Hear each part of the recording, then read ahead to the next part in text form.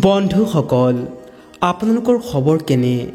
নিশ্চয় ভালেই চাগে। সদায় সুস্থ থাকক আৰু সবল হৈ থাকক আৰু মোৰ নতুন নতুন ভিডিঅ'সমূহ উপভোগ কৰি থাকক। নিশ্চয় ভাল ফল লাভ কৰি থাকিব।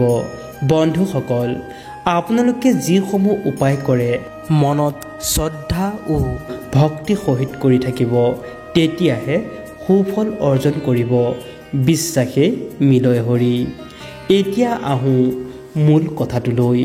ঘৰত যিসকল মহিলাই লৱণৰ পাত্ৰত ৰাখে এই এটা বস্তু, সেই মহিলাসকলৰ ঘৰত কোনোদিন ধন টকাৰ অভাৱ নহয়।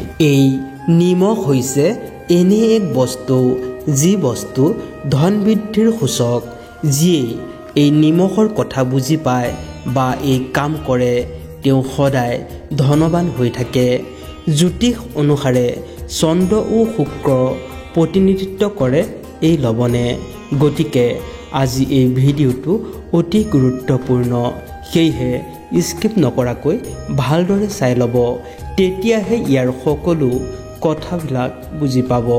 এগৰাকী মহিলাই এনে কি বস্তু ৰাখিলে অতি কম দিনৰ ভিতৰতেই ধনৱান হৈ যায়, লগতে মা লক্ষ্মীৰ পৰা আশীৰ্বাদ পায়। বন্ধুসকল, ঘৰৰ মহিলাগৰাকীয়ে এই কথাটো অৱশ্যেই ধ্যান ৰখাটো উচিত যে ঘৰত নিমখ ৰাখিবৰ বাবে এটা বেলেগকৈ পাত্ৰ ৰাখিব আৰু সেই পাত্ৰটিত কোনোদিনে যাতে নিমখ খালী হ'ব নিদিয়ে। যদি নিমখৰ পাত্ৰটো খালী হৈ যায় বা আপুনি সেই পাত্ৰটো খালী কৰি ৰাখে, তেন্তে ই আপোনাক আৰ্থিক দিশত বিৰূপ প্ৰভাৱ পেলাব পাৰে। বহু লোকে নিমখ চিচাৰৰ পাত্ৰত ৰাখে আৰু প্লাষ্টিকৰ পাত্ৰত ৰাখে, কিন্তু নিমখ ৰখা উত্তম পাত্ৰবিধ হৈছে চীনামাটিৰে তৈয়াৰী কৰা পাত্ৰ বা বাচন। যদিহে চীনামাটিৰে তৈয়াৰ কৰা পাত্ৰত নিমখ ৰাখিব পাৰে, তেন্তে ইয়াক সৰ্বশ্ৰেষ্ঠ মান বুলি কোৱা হয়। নিমখ কেতিয়াও লোহাৰ বা ষ্টিলৰ পাত্ৰত ৰাখিব নালাগে। ই ঘাতক সিদ্ধ হয়, ফলত চৰম অশান্তি বাঢ়ে। যিদৰে নিমখৰ অবিহনে খোৱা বস্তু স্বাদ অসম্পূৰ্ণ, ঠিক সেইদৰে নিমখৰ অবিহনে আমাৰ জীৱনৰ স্বাদো সম্পূৰ্ণ নহয়। এই নিমখ কেৱল খোৱা স্বাদৰ বাবেই নহয়, ই ঘৰৰ বাস্তুৰ লগতো সম্পৰ্কিত আছে। শাস্ত্ৰৰ অনুসাৰে ঘৰত নিমখৰ পাত্ৰ কেতিয়াও খালী হ'ব নালাগে। এনে কৰিলে আমাৰ পৰিয়ালৰ সম্পদ, ঐশ্বৰ্য ও সন্মান হ্ৰাস পায়। গতিকে ৰন্ধা বঢ়া কৰোঁতে সদায় খুব সাৱধানে কৰাটো উচিত, যাতে কোনো ভুল ভ্ৰান্তি নহয় আৰু মা লক্ষ্মীও যেন অসন্তুষ্ট নহয়। যদিহে আপোনাৰ ঘৰত দৰিদ্ৰতা অহা যেন অনুভৱ হৈছে বা আপোনাৰ পৰিয়ালৰ সদস্যসকলৰ কাৰ্যত মন নবহা হৈছে, নিজৰ মাজতেই বিভেদ আহিছে, লগতে কাজিয়া পেচাল আদি হৈ থাকে, ঘৰত কোনো বস্তু সঠিকভাৱে নাথাকে, ইলেক্ট্ৰনিক সামগ্ৰীবোৰো ক্ৰমাগতভাৱে বেয়া হ'বলৈ ধৰিছে, এইবোৰ কিয় এনেকুৱা হৈছে আপুনি কাৰণটো বুজি পোৱা নাই, তেনে ক্ষেত্ৰত সপ্তাহত এদিন এই কামটো কৰক। ইয়াৰ বাবে আপুনি সামান্য পৰিমাণৰ লৱণ পানীত মিলাই ল'ব আৰু ইয়াৰ পাছত গোটেই ঘৰটো মচি দিব। এই উপায়টোৰ মাধ্যমত ঘৰত মজুত থকা সমস্ত প্ৰকাৰৰ নেতিবাচক এনাৰ্জি দূৰ হৈ উঠিব। বন্ধুসকল, ইয়াৰ উপৰিও যদি আপোনাৰ পৰিয়ালৰ কোনো সদস্যই অনেক চেষ্টা কৰিও তাৰ আকাংক্ষিত ফল লাভ কৰিব পৰা নাই, ঘৰলৈ টকা অহাৰ পথ বাধা আহিছে, পৰিশ্ৰম কৰিও অৰ্থনৈতিক দিশত সাফল্য পোৱা নাই, তেন্তে এই ক্ষেত্ৰত আপুনি কি কৰিব?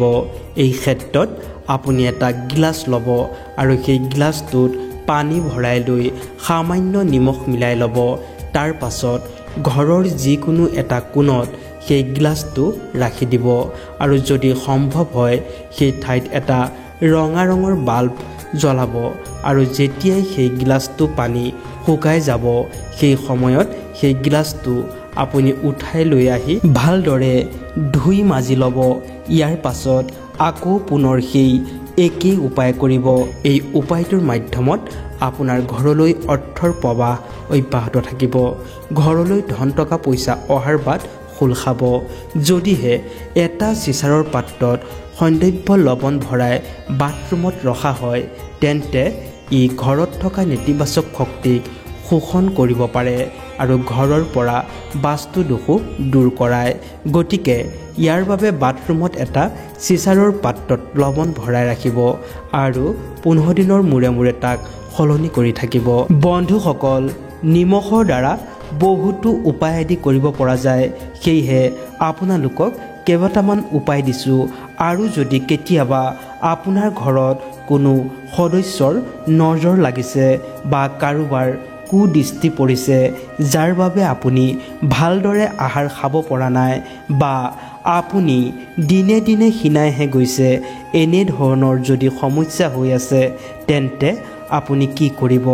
ইয়াৰ বাবে আপুনি এমুঠা নিমখ হাতত ল'ব আৰু এইটো কথা মনত ৰাখিব, হাতৰ মুঠিৰ পৰা যাতে নিমখখিনি ওলাই নপৰে।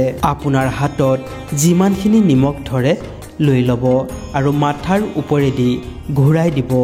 ঘড়ী কাটা যিদৰে ঘূৰে তাৰ বিপৰীত দিশে 7 বাৰ ঘূৰাই দিব। ইয়াৰ পাছত সেই নিমখখিনি জুইত বা পানীত পেলাই দিব। এই কাৰ্যটোৰ মাধ্যমত যি ব্যক্তিৰ ওপৰত নজৰ লাগি আছে সেই বেয়া দৃষ্টি বা কুনজৰ পৰা হাত সাৰিব পাৰিব। সি লাগিলে ডাঙৰেই হওক বা শিশুৱেই হওক। আৰু যদি কোনো লোকে ব্যক্তিগতভাৱে মনত দুখ কষ্ট পাই আছে, মনত ৰাখিব, ব্যক্তিগতভাৱে যদি কোনো এজন ব্যক্তিয়ে নিজে কষ্ট পাই আছে, মন ভাল নালাগে বা মন ভাল লগাব পৰা নাই, তেন্তে ইয়াৰ পৰা মুক্তি পোৱাৰ বাবে এমুঠি নিমখ লৈ এখন কাগজৰ ওপৰত ৰাখিব আৰু ইয়াৰ পাছত হাতত লৈ ঘড়ী কাটা ঘোঁৰাৰ বিপৰীত দিশে মাথাৰ ওপৰেদি 3 বাৰ ঘূৰাব। এই কামটো কষ্ট পাই থকা জনে হওক বা অন্য লোকেও কৰিব পাৰিব। এই উপায়টো কৰি সেই নিমখখিনি জুইত বা পানীত পেলাই দিব। ইয়াৰ উপৰিও যিখন ঘৰত সকলো সময়তে ৰোগ বা জ্বালা আদিত ভুগি থাকে তেওঁলোকে চিচাৰৰ বাটিত আধা বাটি সন্দৰ্ভ লৱণ ৰাখি ৰোগী থকা কোঠাটোৰ পূব দিশত এই বাটিটো ৰাখি থ'ব আৰু প্ৰত্যেক অমাৱস্যাতেই ইয়াক সলনি কৰিব। ধৰি লওক আজি অমাৱস্যা পৰিছে, আকৌ যিটো অমাৱস্যা আহিব সেই অমাৱস্যাত সেই বাটিটোৰ পৰা নিমখখিনি পানীত বা জুইত পেলাই দিব। তাৰ পাছত সেই বাটিটো চাফ কৰি ধুই মাজি আকৌ আধা বাটি সন্দৰ্ভ লৱণ ৰাখি ৰোগী কোঠাৰ পূব দিশত ৰাখি থ'ব।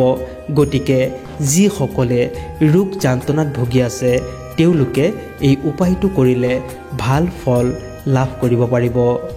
বন্ধুসকল, আমাৰ প্ৰত্যেকৰে ঘৰতে লক্ষ্মীৰ 2টা ৰূপত বাস কৰে। এটা হৈছে নিমখ আৰু আনটো হৈছে ঝাৰু। এই ঝাৰু আৰু নিমখৰ ৰূপত মা লক্ষ্মী প্ৰত্যেকৰ ঘৰতে বসবাস কৰে। গতিকে আপোনাৰ ঘৰত কেতিয়াও আপুনি নিমখৰ পাত্ৰটো খালী হ'বলৈ নিদিব। লগতে ঘৰৰ মহিলাসকলে নিমখৰ এই পাত্ৰটিত এই বস্তুকেইটা ৰাখি থ'ব পাৰিলে তেওঁলোকে আৰু অধিক সুফল লাভ কৰিব, যাৰ দ্বাৰা মা লক্ষ্মী আৰু বেছি প্ৰসন্ন হয়। এই বস্তুবিধ হৈছে 4টা বা 5টা লং। এই 4টা বা 5টা লং আপুনি আপোনাৰ ঘৰৰ প্ৰধান নিমখ ৰখা পাত্ৰটোত অৱশ্যেই ৰাখি থ'ব। এই বিশেষ উপায়টিৰ মাধ্যমত যে কেৱল আপুনি আশীৰ্বাদহে পাব এনে নহয়, আপোনাৰ ঘৰৰ পৰা অৰ্থৰ অভাৱো দূৰ হৈ যাব। লগতে ৰাহু আৰু কেতুৰ দৰে গ্ৰহে আপোনাৰ ঘৰত কোনোভাৱে বেয়া প্ৰভাৱ পেলাব নোৱাৰে। লগতে ঘৰলৈ টকা পইচা ধন ধান অহাৰ বাট প্ৰশস্ত হ'ব।